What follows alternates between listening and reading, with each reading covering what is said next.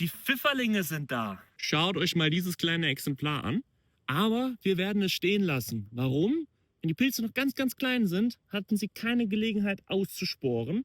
Und dann gibt es in den kommenden Jahren weniger Pfifferlinge. Das heißt, wir wollen den Pilzen auch noch die Gelegenheit geben, Sporen zu bilden. Vor allem auch Cantarellus, also Pfifferlingsarten, die ganz lange brauchen, um erstmal zu wachsen. Ein paar Wochen brauchen. Also, lassen wir ihn stehen. Wir können ja ein bisschen Laub drauf machen, um ihn zu verstecken. Und dann bis bald im Wald.